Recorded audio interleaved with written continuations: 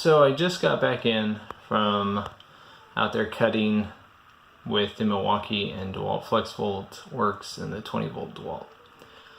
The video cut out because I didn't have any more battery left on my phone. But basically what happened was the DeWalt kept getting stuck, so I used the Milwaukee, and the Milwaukee was able to get by where the DeWalt was getting stuck.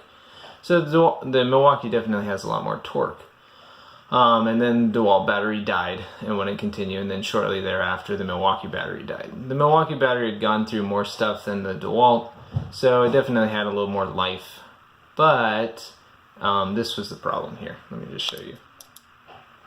Okay, this is about 40 minutes. Sorry, I've got bad glare here. Okay, come on. It's still at about 105 degrees or so. It was at 145 degrees. 145 degrees up here on the contact points, and like 120 down here in the cell area. This is like 30 minutes ago that I finished, and it's just been sitting. I haven't been running it.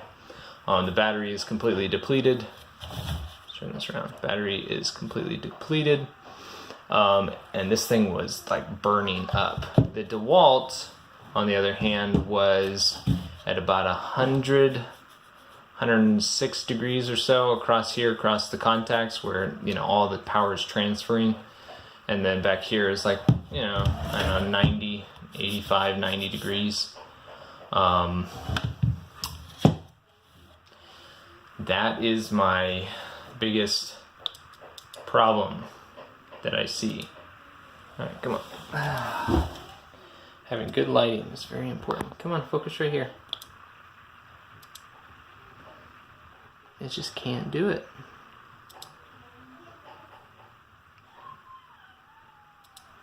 Anyways, you can see it's only about 90 degrees or so up here on the contacts now, but the battery cells themselves are still warm. Yeah, where the rubber overmold is, can't really feel the heat, but here in the middle where it's thinner, definitely feel the heat. That would be my only problem with sticking with Milwaukee, is the charger, when it charges them, gets it to about 150 degrees. The chainsaw, when it's depleted the battery and run it really hot, gets it to about 150 degrees. The DeWalt FlexVolt tools, they've got the fan that cools them while they're charging, and by the time the battery depletes on the saw, it doesn't last as long as the Milwaukee, but by the time it depletes, it's only at about 100 degrees at the hottest spot. That just seems like the DeWalt batteries are going to have a much longer lifespan. Yeah, the Milwaukee performed better than the DeWalt, but in reality, the only reason why I was going to go with the Milwaukee was because of the better bar retention system it's got. But I am concerned about the batteries.